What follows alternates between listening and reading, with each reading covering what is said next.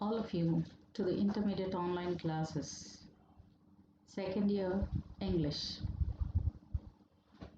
First of all, I would like to thank the authorities, the organizers of these online classes, which are very much valuable to all of you.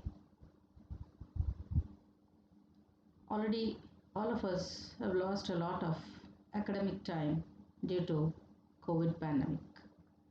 So, we have to pull up the lost time. You can buy a watch, but not time. So, my dear students, please be attentive to each and every class that's being taught to you online. All your lessons that are to be taught offline, that means in your classroom, are being taught now online. I hope all of you would surely make use of this opportunity given by the authorities. Now, before starting my lesson, I would like to request each and everybody, all the students, to be attentive and jot down important points that I tell you, or take down whatever that is needed from the slides that are being shown. Now, I would like to deal with one of the poems, that is a fourth poem, Any Woman, written by Catherine. I've chosen this poem by Catherine Tynan, Any Woman. Basically, the title itself is very much interesting to anybody because this poem mainly deals with womanhood, motherhood mainly. The poetess Catherine Tynan was born in Ireland. She was an Irish-born writer, but belongs to England, who wrote in English beautifully. Though she was born 161 years back, she wrote a very beautiful poem, which is very much useful even today, because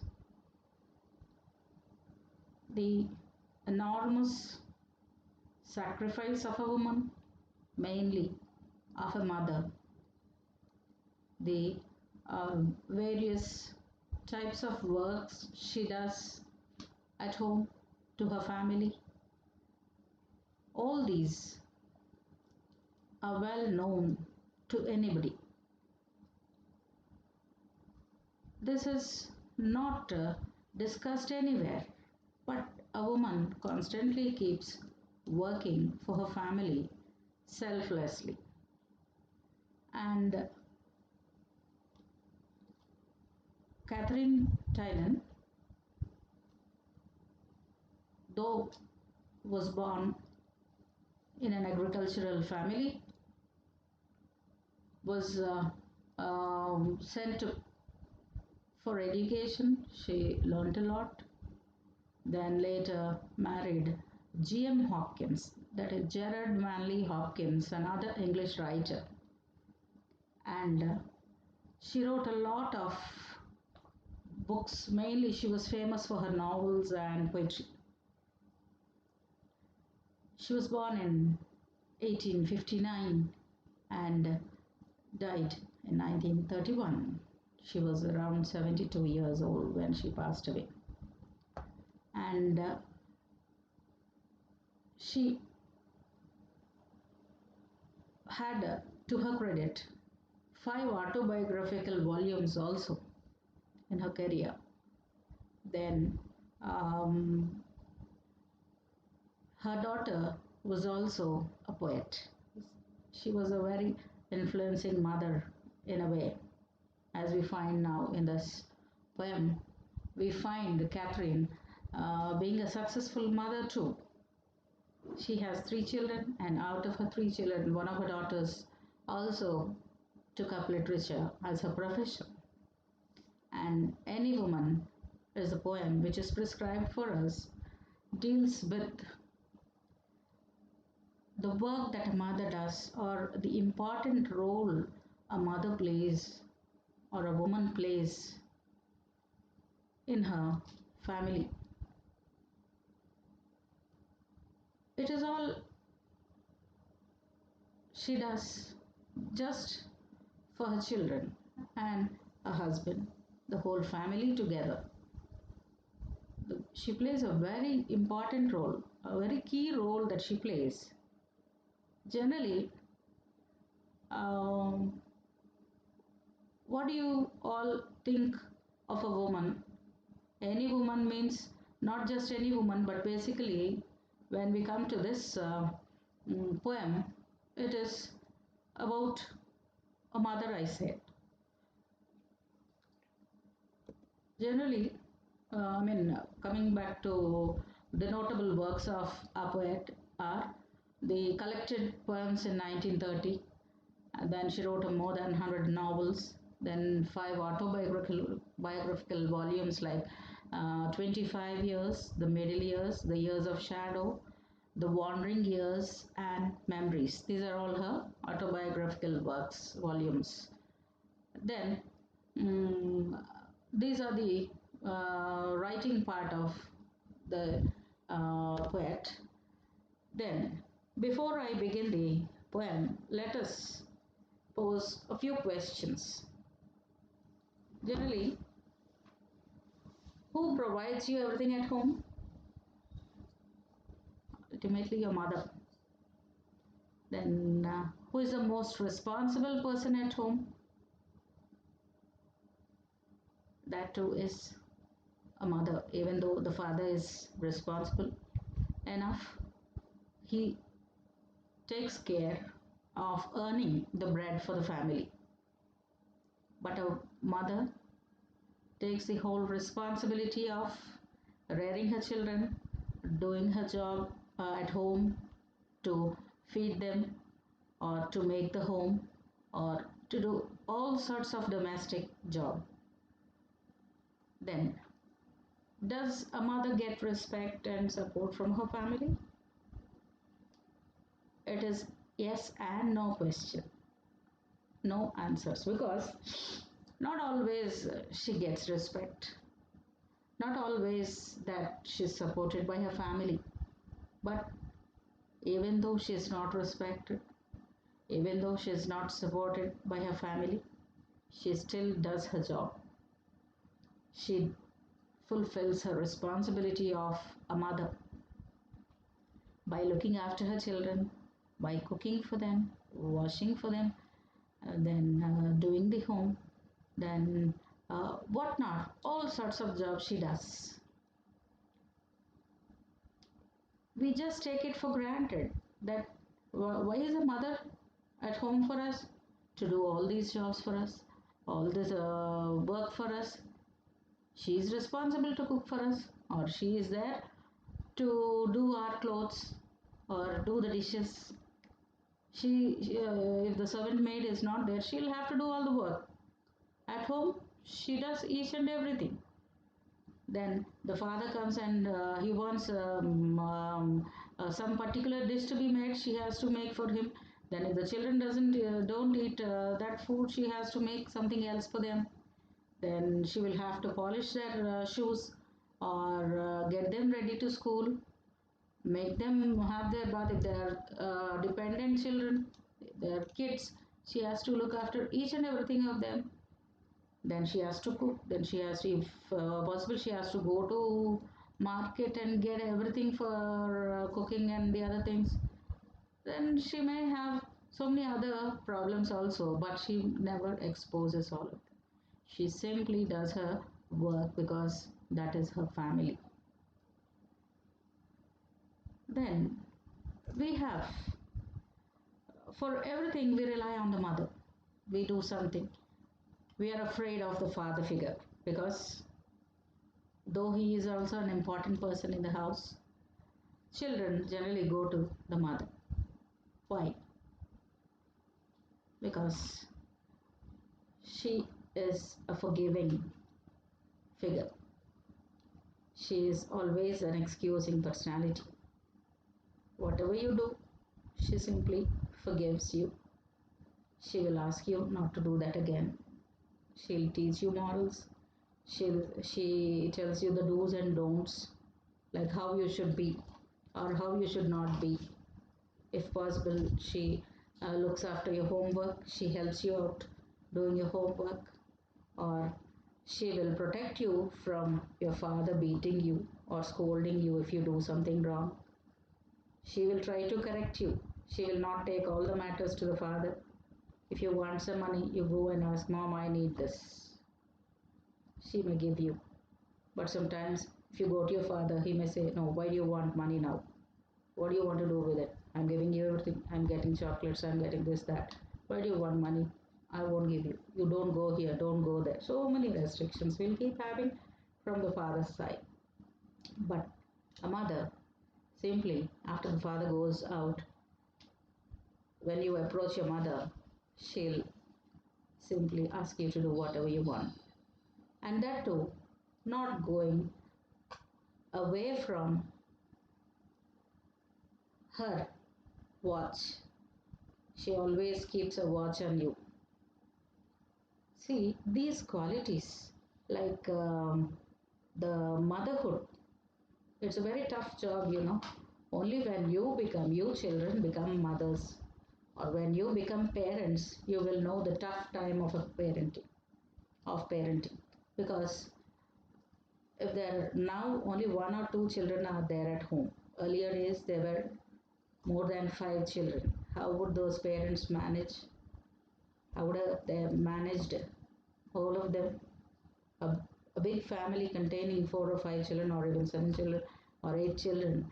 The mother is ultimately responsible. The father will be busy earning for the family or doing his business, and he won't be at home sometimes. He may be on tour, and the mother is held responsible for the whole family.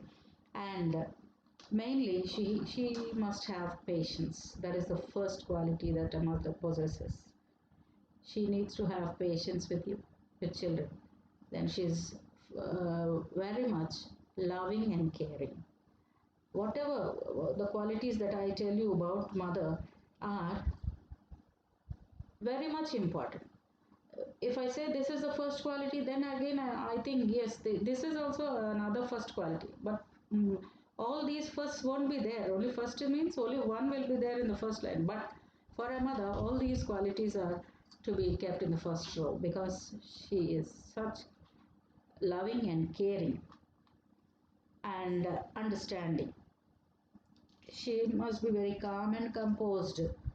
All the children suddenly they keep shouting at one another or fighting. She has to come and patch your quarrels. She has to defend you, not to fight. Then she has to look after each and everyone is equal to her. Not one is more and the other is less. The girls and the boys, everybody must be taken care of because they are her children. Everybody is equal to her.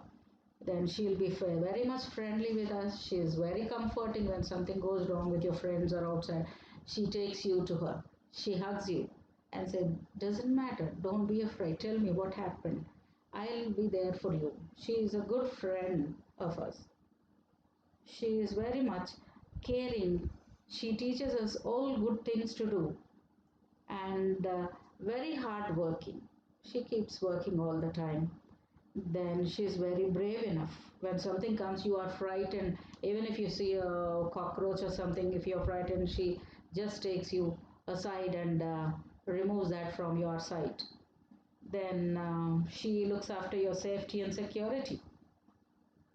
And she's very confident enough. You see, oh, my mother, she's very bold, she's very brave, she's very confident, she does so many things. All these things we feel when we, even when we grow old, these qualities we feel that they are there with our mother because those only are supporting things for us to grow. Then the other thing is she loves us unconditionally. Whether you bring her anything or no, even after you grow up, even when you start earning your own bread, and even if you don't get anything for her, she's happy. She loves you even then. Her love is not conditional. So many things that we experience in our life are basically we get them from our parents, mainly from the mother, because we are very much attached to her. Because the few months and years that we grow up after we are born are looked after by our mothers. So we have a lot of attachment with her, and we have a lot of influence on us of the mother. So why I have to talk about all these gracious qualities of a mother are because our poet Catherine Tynan writes us from that point of view, not from the love that she got from her mother because she was a father child. Remember, she, as a mother, she was that caring. All that we find in the poem now. I'm going to read out that whole poem now. I'll show you the poem, and I'll read it out first before explaining. I'll read the whole poem, then slowly, so that you can understand little by bit by bit. All these qualities that she tells us are there, that are written in the poem, are there in the poet herself. That was what her daughter also says, that whenever we come out from somewhere, she just lifts her head from the writing pad and looks at us whether we need her or some support or something like that. She used to say. That means, see how caring. She was a very busy writer. See how many writings she has.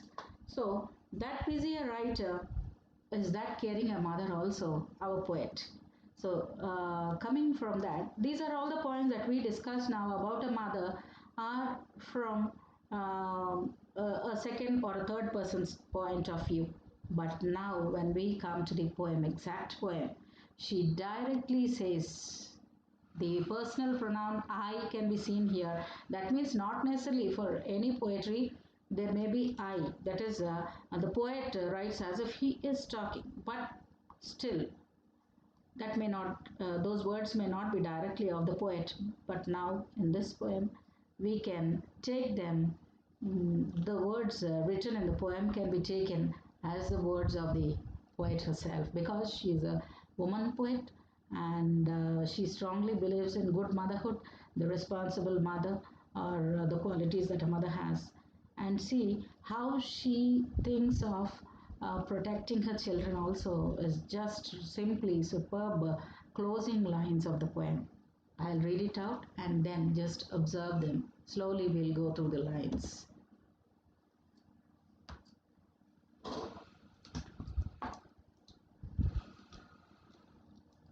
I am the pillars of the house, the keystone of the arch am I. Take me away, a roof and wall would fall to ruin me utterly. I am the fire upon the hearth, I am the light of the good sun.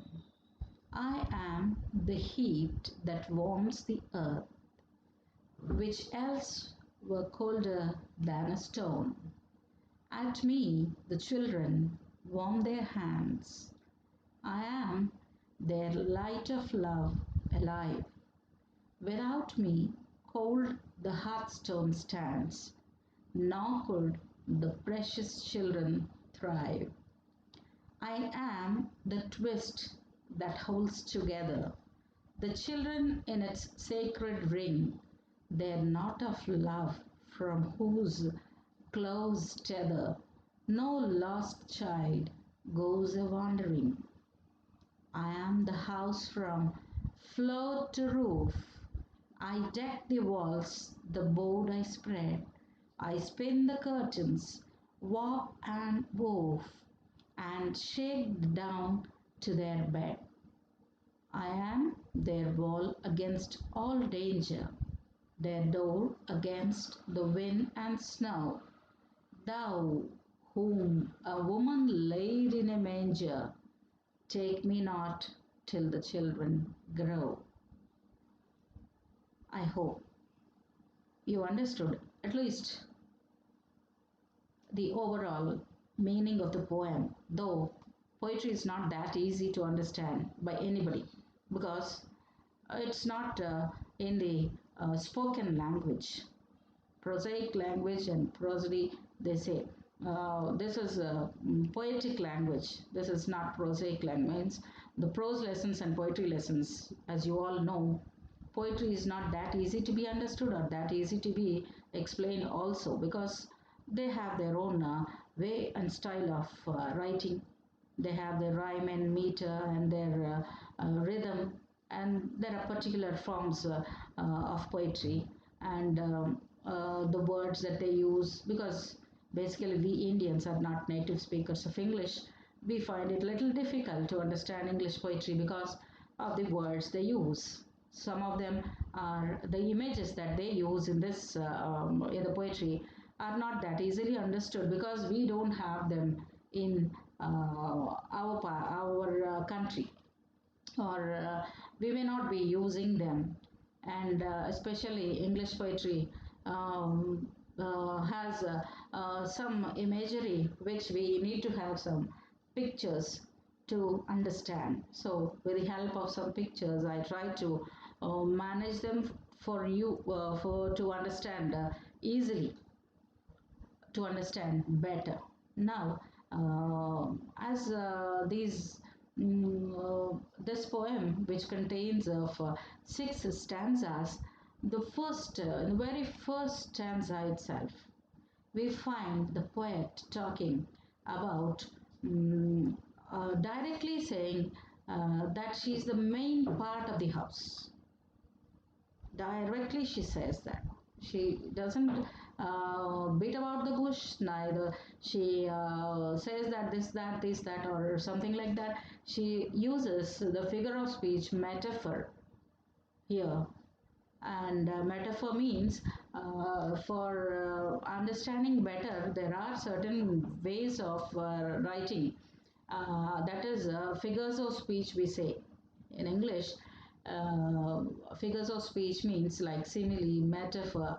All these things are used for us to understand better in our native language. Also in our mother tongue we have alankaralu. Alankaralu means upamaalankaramu, రూపకాలంకారము, ఉత్ప్రేక్షాలంకారము, అతిశయోక్తాలంకారం. Like this we have some in our Telugu also. So like these, there are those alankaras are used for us to get a clear picture of the words that are used or the comparisons or something like that. The language that they use, the poets used to give a clear picture. Like for example in English, these figures of speech which I said now for alankaras are simile, metaphor, and the other things. Simile means you compare one thing to another thing. Like this is like that, and you used a word like or as. These are the two words that we find in a simile. Simile, then a metaphor is also a figure of speech which is used to compare one thing to another, but that doesn't literally, the other thing doesn't literally mean this. Like in simile, we find the words like and as, whereas in metaphor, you don't find that like and as. You directly say that this is this. For example, here in this first stanza itself, I give you the example. I am the pillars of the house, she says. She doesn't say that I am like the pillar of the house or like the pillars of the house. She directly says that she is the pillars of the house. So this is the difference between a simile and a metaphor, and this is a metaphorical usage to give us a clear picture of the importance of a woman in a family, in her house. She clearly states that she is the pillars of the house. What is a pillar? What do you understand by a pillar? I'll just show you. See, she used these two words. She is the pillars of the house, then, and she's the keystone of an arch. So, what are these two things? Pillars are on which a construction is made. They are the main, they play a very major role in the construction of any building. Then coming to the keystone. Keystone is a very important stone in the arch. See, the shape of the arch is also given there. That curved shape is called an arch, and in that center point there's a keystone on which all the other stones are based and the arch is made. So the pillars which we find here, a house is made, is built on pillars, and on which a house can remain, without which the house will just collapse. Without foundation you can't build anything. Without the support of pillars there won't be any walls or anything that can be constructed. Then the keystone. So these two comparisons here, that a woman is the pillars of the house, then the keystone of an arch. Am I, she says, that means I am, we say, and in a poetry it is in the other way. And she says, if these two things are not there for a construction, what happens? Imagine. She says, take me away, and roof and wall would fall to ruin me utterly. So, if you just remove me from the house, there'll be nothing. My whole family will simply be ruined. Means it will be destroyed like anything.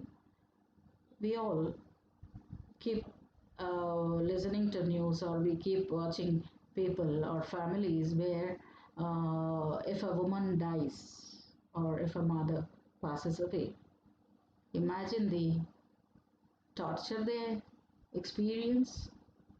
There'll be nobody to take care of anybody at the home, basically the children. Who will look after them?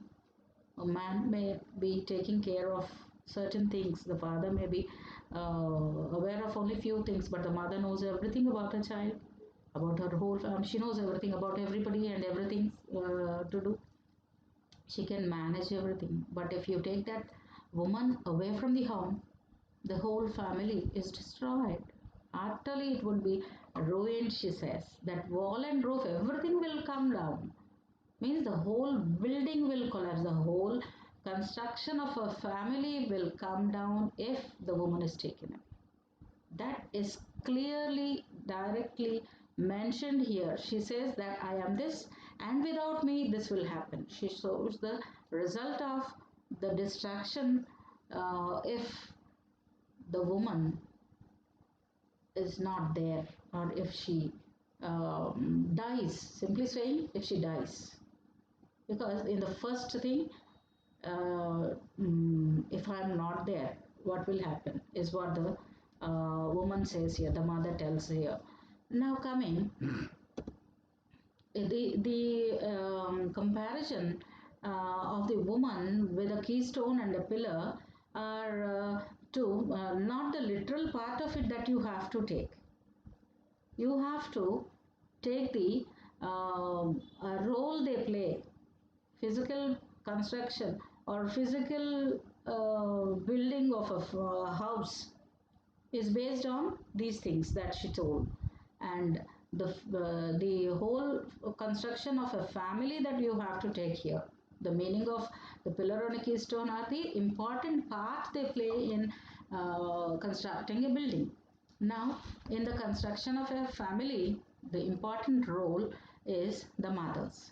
So the comparison is between the mother and the building, the important parts that they play in making a construction stay strong. So the family is also very much dependent on the key role of a mother. Now, Coming to the second stanza. I am the fire upon the hearth. I am the light of the good sun. I am the heat that warms the earth, which else were colder than a storm. I am the fire upon the hearth means, what is hearth? In the first picture, you find a fireplace here. The first picture here we've been given here is a fireplace. I think all of you must have been watching them recently on the movies or in English movies or recently in some our Indian films also.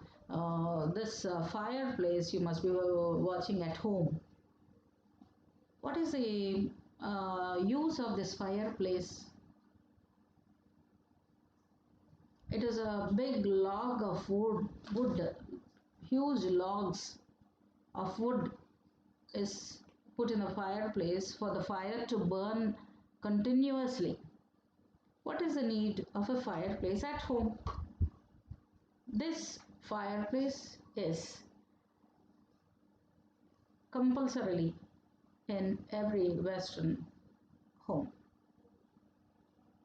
If it is an individual house, this fireplace is constructed for the house to be warm. Why should it be warm? Because the Western countries are very much cold. Almost 6 to 7 months of a year, they have chilling weather. They don't have sun maximum time. If sun shines brightly, they are very much joyous enough. They come out and they enjoy sun rays. And this particular place around the fireplace, the place around, that means the whole surroundings of the fireplace is the hearth. Means a mother is as important as a place that gives you warmth. Means by her love that you receive is a warm love that she gives to her family, to her children. This fire, what does the fire do? It saves us from the chill, the cold atmosphere. Sometimes people die also in winter seasons due to cold weather, due to chill winds. People die like in the eastern countries for in the summer season. People die of hot weather. There are deaths even due to chilled weather there. So it rescues us. The fire, the warmth, the heating atmosphere saves us from a cool atmosphere. So, just as the fireplace and the surroundings give you warmth, saves you, the mother is also just like that warmth. She gives you warm love. She loves you and saves you from all sorts of danger. And she is the warmth of the sun. Then, warmth of the sun means generally we have we don't realize the value of the sun because basically it's a very giant star. It is around 4.5 billion years of age. Sun has. Then it's the largest object on the solar planet. Then, what is the sun useful for? Basically, when it is a sunny day or when the sun is shining brightly, generally we dry the clothes. Then it gives us warmth and heat. Then we make it creates food. That means we do cultivation based on the sunny day. or the plants and trees make their food with the sunshine. Then electricity is produced. We run cars by solar energy. The solar energy is being used for so many things now, electricity, everything, and it keeps our house warm. So many uses are there by the sun. So all these are provided to us by the warmth of the sun. You don't buy, you can't get it by buying. It is not artificial. So all these things are quite natural. So just as the sun gives its warmth, the mother also has her role to play. I am the light of the good sun. These people are very much joyous, they joyful when they get a sunny atmosphere. You find these people going for sun bath also in the Western countries, in the beach for D vitamin. Now we all know the importance of D vitamin, and in this pandemic time, people are also said that you have to take a lot of vitamin D. That corona doesn't enter your body if you are sufficiently provided with it. But that comes from sun, and it can't be had through any sort of food, but maximum naturally. Even the babies who are newborn babies are affected by jaundice, and the doctors ask the baby to be kept in sun in the early morning. See what useful medicine you get from sun. So like that, so many uses, and these people here, the poet and her surroundings, where the Western people or the English people, they really need that sun, good sun, she says, not the one that is scorching and biting.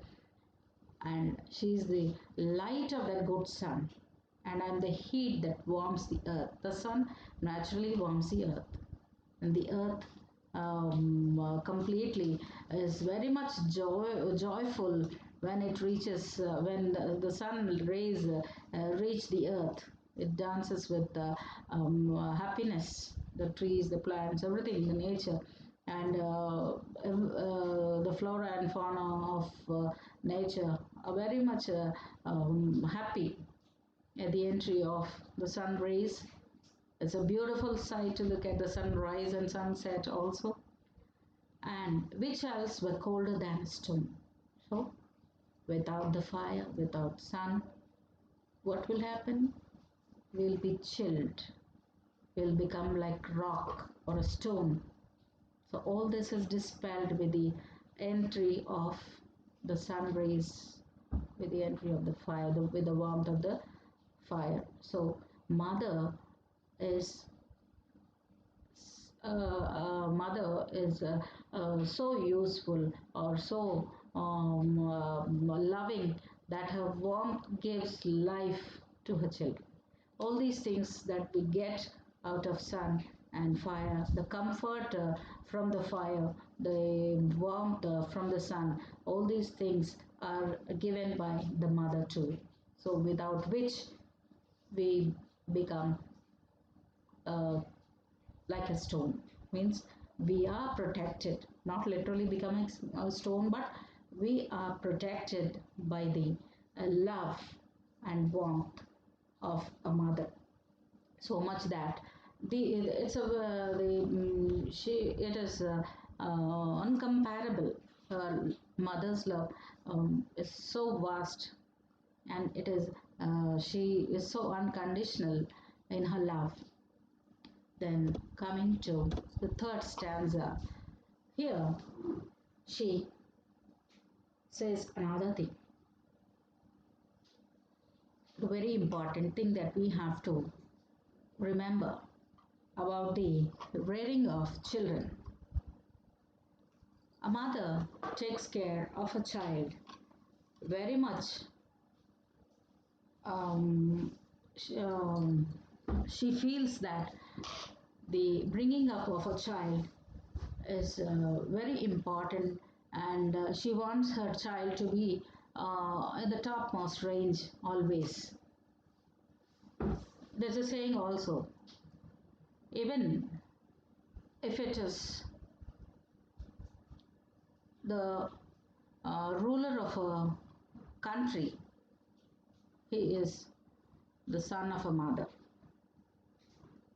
We find our Prime Minister Sri Narendra Modi ji going to his mother and touching her feet also. See, such an aged person his mother is, and he still is a son to her. Though he is the leader or the great, holds a great, the topmost position of a country, he is still a child at the feet of his mother, and the mother feels very happy looking at her child. So the same way, a mother feels very delighted in the rearing of a child and feels very proud of her child if he grows in a good way. All the mothers expect their children to be great, to look after their children and give everything that is the best. Even though they don't have something to eat, they keep something aside for their children and feed them. There's a story also saying that a mother always stays back, not having dinner with her family together. So every day, everybody eat and sleep. They just watch their mother feeding them, but she doesn't eat along with them. Naturally, mothers are always looking after the family, whether they are properly provided with at dinner or lunch or breakfast. They give them everything, they cook everything, they look after that everything is provided to them and nothing interrupting or something like that. So they give everything. They want to see their home comfortable. So after the whole family eats, the mother takes her dinner or lunch or something like that. So after cleaning the things or everything, but every day she does that, and a child thinks, what is happening? She's not eating with us. So one day the younger child stays back after everybody eats, after everyone sleeps. He also goes to sleep but doesn't sleep. He watches, he observes his mother what she does. What is pathetic is she doesn't have anything to eat. After the whole family eats, when the children, they don't know what's happening, whether they have sufficient food or not. They may ask something more to eat, and what the mother says, the younger child is always hungry, more hungry, and so he keeps asking something more to be fed. So she gives him, and she stays back, and the thing that is happening is the child understands that because he is taking something more than everybody is eating, his mother is staying without food. She is being very sacrificial, always sacrificial. Mother doesn't think of herself, so she sacrifices her food also for the sake of her child. The moment he learned that his mother is hungry, and but still she is not complaining, he learns that from the next day he doesn't even ask that extra food, or he even reduces the amount of food he takes regularly, so that his mother would eat that part of his regular food, that which he took lesser, and the remaining food that she has to eat goes to her. So what a caring child she has, and what a sacrificial mother. It goes hand in hand, that relation. When a mother is so affectionate enough, the children also try to understand her. But if the children, even though the children don't understand, the mother is the same. She gives the same old love that the children deserve. It's not that if the children scolds her or deserts her also, she doesn't talk ill of them. She doesn't hate them. The children may hate the mother, but the mother doesn't. That is the great love of the mother. It is seen not just in humans, but even in all the other living creatures. We find this in nature. We'll talk about it later. Now, coming to you, these lines: at me, the children warm their hands. I am their light of love alive. Without me, cold the hearthstone stands, nor could the precious children thrive. So, the on and off, we find this warmth or the love and affection that the mother gives is compared to warmness, warm feeling that the children, they come and hug their mother when they have any problem. They go to their mother, and if they tell her, she takes them, she hugs them and pats them. Don't worry, my child, I am there for you. I'll give you whatever you want. Please don't be afraid. Everything will be all right. This is a simple comfort that a mother can gives her child, and that is very much needed, because that is the time when a child needs some confidence that he can get from his mother. So he goes to his mother and tells her about all his insecurities or whatever he has, whatever fight he had with his friends, or whatever that is going around in the family with his other siblings, like his sisters, brothers. So if they fight, they go to the mother and then tell her, and she patches their fights or any misunderstandings. Even not just kids, but even the elder people, grown-ups, also turn to their mother for comfort and love, because that is not bought, it is quite natural, and everyone are comforted very much, and a lot of confidence can be given by the mother. And the mother, without her, the children, without the mother's guidance or love, the children would be completely the precious children. The very precious. See, precious means very much valuable. A mother, any child is a more. It's such a valuable gem, like diamond, to the mother. So without the mother, the children would go.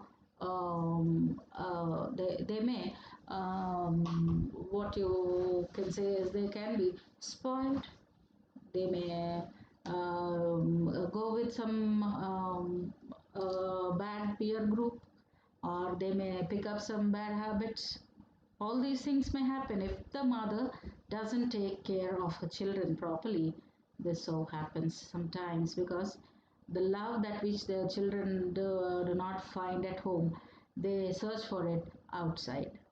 So whatever that is found outside, they may think that is great. So what the mothers do is they care for the children very much, and so the children are happily in the guidance of the mother, walking in a right path.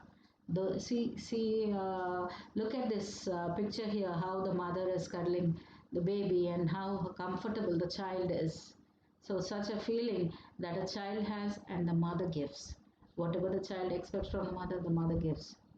So that is a beautiful bond between a mother and the child. And the child must compulsorily go in the direction of the mother, otherwise he would get spoiled. Then, in this fourth stanza, we find the poet telling us about the important bond that is between the mother and the child. The bond means that which is so tightly attachment, the great attachment that which the child and the mother has. I am the twist that holds together the children in its sacred ring, their knot of love from whose close tether no lost child goes a wandering. So the mother is a constant protector. How does she protect her children? By firstly giving them whatever they want to eat or to do something they want, or not everything is granted. Remember, the mother gives, tells do's and don'ts also. She concentrates on what they have to do in a proper way. Then she keeps them very much tightly attached to her by her uh, by her love and concern for them. She's just like the twist. See, the twist is given here in the red color picture. Here we find a knot here. Hmm? And the ring, the sacred ring, means that bond, means the bond of love that we find here, that binds the mother and a child. See how beautifully the mother is taking care of the child on her back. See that the happiness in the mother's face, the joy in the child's face, we can see this for any age.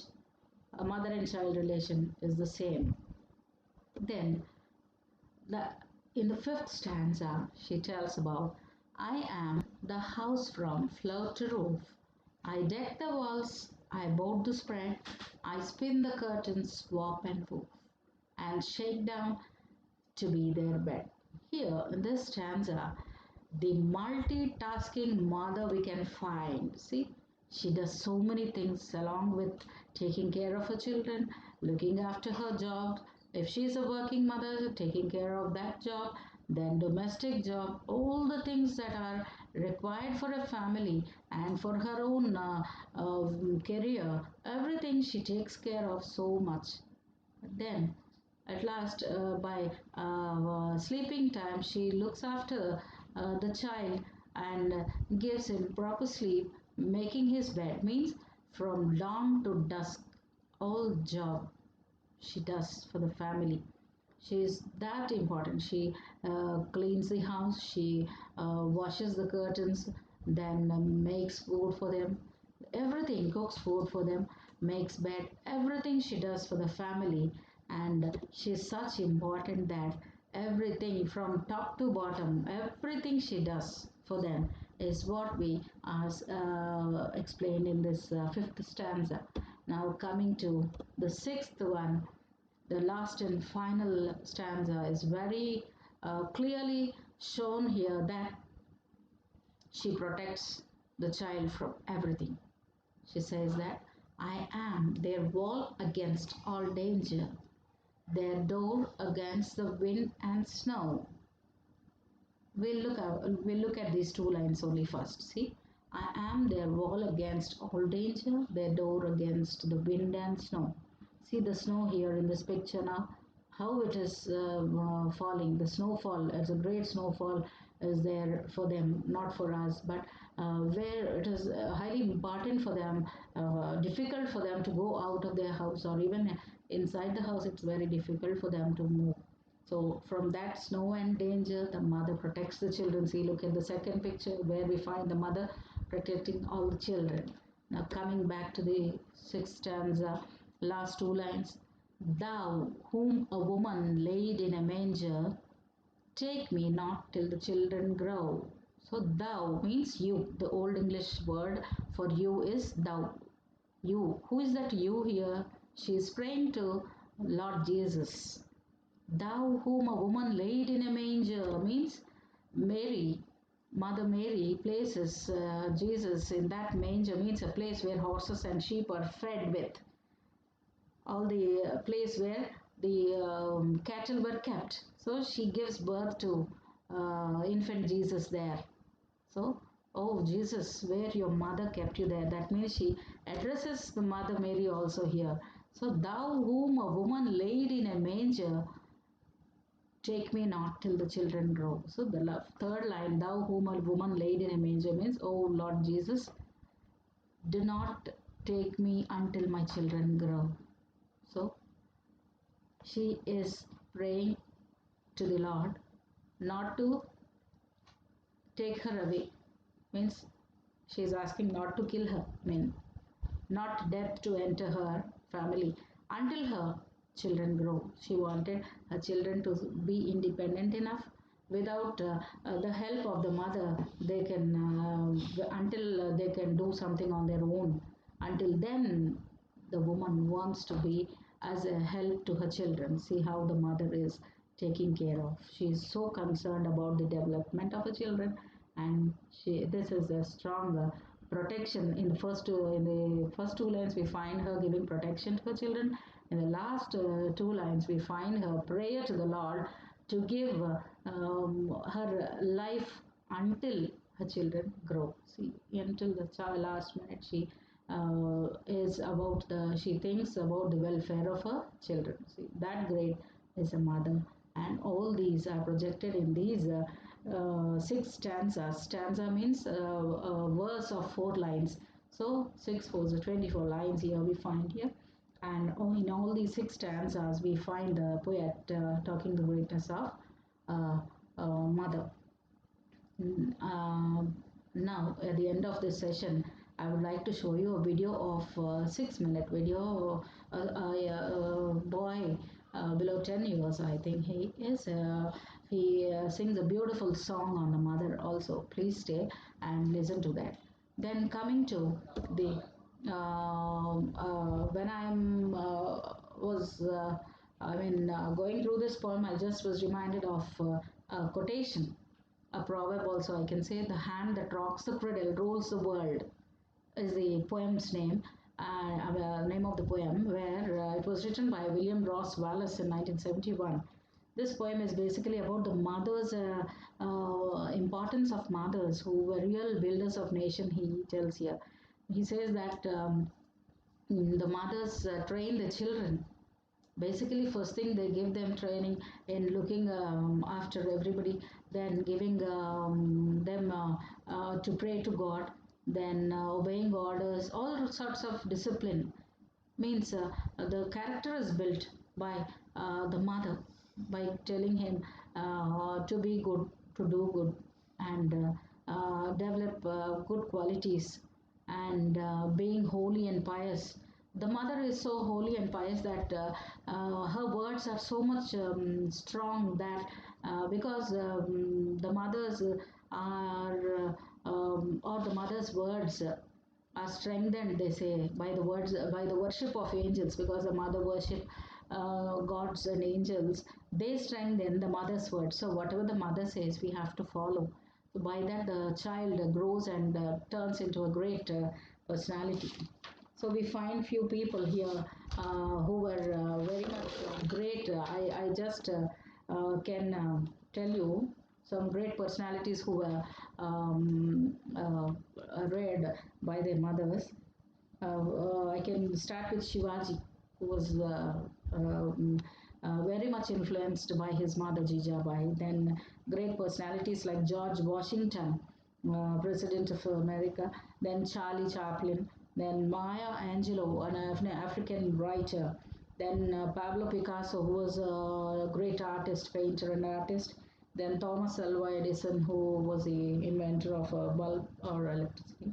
Well, then Abraham Lincoln, again, American president. So all these people were very much influenced by their mothers. So a mother is the role of a mother is very important. My dear students, girls from you are very much responsible enough in rearing children. So later in your life, take care of being a good mother. Now, finally, I would like to play a video for you by Stephen Samuel, a song on mother. Thank you for listening to me. We'll meet in another session.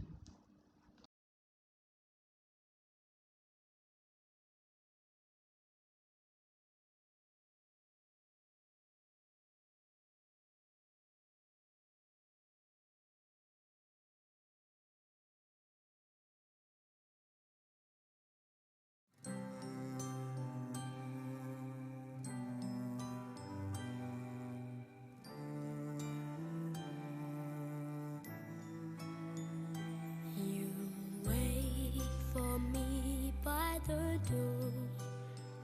I see tears fill up by your eyes. You make sure